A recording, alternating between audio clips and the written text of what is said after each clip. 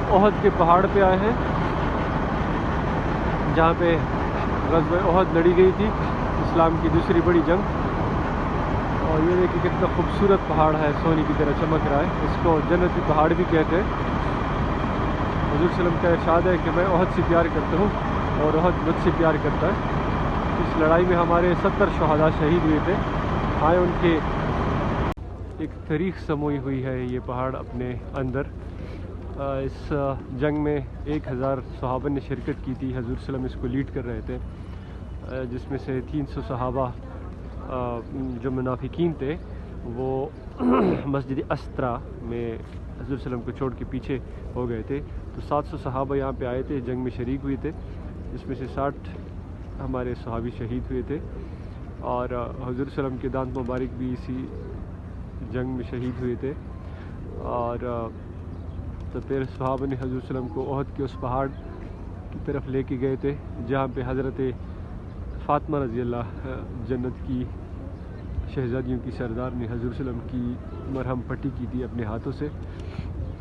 یہاں پہ ان 7 صحابہ کے قبر ہے۔ کہنے میں آتا ہے کہ حضور صلی اللہ علیہ وسلم صحابہ کو دفن کرنے لگے تھے جنت البقیع میں، تو یہ احد کی پہاڑ روتی ہوئی آگے آئی تھی اور فرمائش کر رہی تھی کہ ان صحابہ کو میرے دامن میں دفن کیا جائے تاکہ احد پہاڑ میں اس کی زیارت کرتا رہوں اور سلامی دیتا رہوں۔ اور یہ مسجد جو دکھائی دے رہی ہے ان شہداء کی یاد میں ہے، اس کا نام امیر حمزہ کے نام بھی یہ بنی ہے۔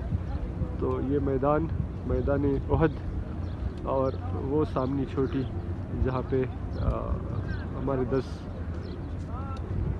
تیر کمان والے 10 صحابہ کو شہید کیا گیا تھا۔ یہ جبل رمات ہے جہاں پہ حضور صلی اللہ علیہ وسلم نے 60 صحابہ کو ہدایت کی تھی کہ آپ لوگوں نے اس غار کو نہیں چھوڑنا چاہے جنگ کا جو بھی نتیجہ ہو۔ لیکن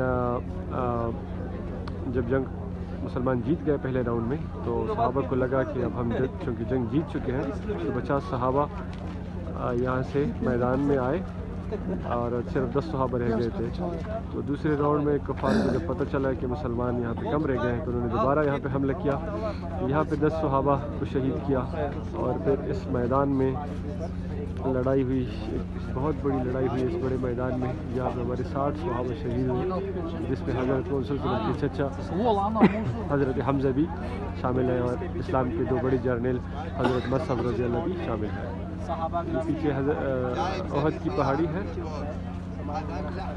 اور یہ احد کا میدان۔